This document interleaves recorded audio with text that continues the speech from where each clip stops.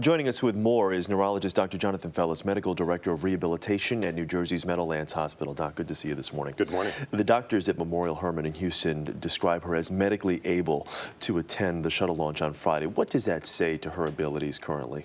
Well, that means that her doctors really think that her blood pressure is stable and her heart rate, and that she's not in imminent danger of a seizure, that her behaviors and her emotions are sufficient for her to get out into the world and attend this event. Watching her husband on this historic launch is going to be very emotional. And the one thing that we've heard with the conversations with Katie and Mark Kelly are that she still exhibits all those emotions that were there before the injury. How emotional will this be for her? And people with brain injuries like that, how does that affect them? It's really a big day, and it's going to be emotional no matter what. I imagine it's always emotional when a loved one is launched into space, but for her it's going to be a special day, her first big day out of the hospital. And people with brain injury do often have problems controlling their emotions. There's a name for it, it's called pseudobulbar affect, and there's even a medication to treat it. So it's going to be a challenge for her to keep those in check, I think.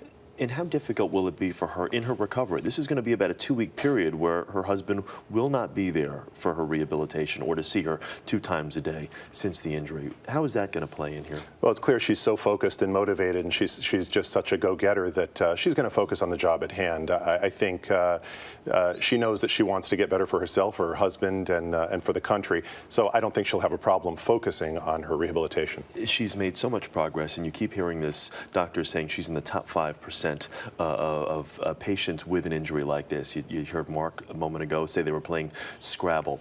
As far as her relearning, because of where the bullet entered the brain and with the right side being impaired at this point, is there anything that can be done through rehabilitation to accelerate her recovery, or is this more of a marathon?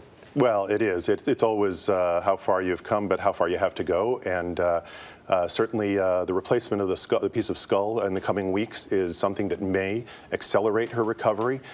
It may also be a setback because surgeries are unpredictable. It's controversial. There are some medications that may help her recover faster, but she's such a motivated individual. It's a pleasure to work with her, I'm sure, in rehabilitation. In terms of goals, what's now the next step? It seems as though she's far exceeded anyone's expectations at this point. What's to say she won't continue to?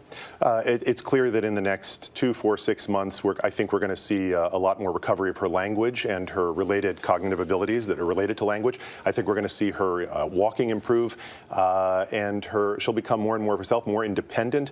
How much of her arm comes back is really difficult to say.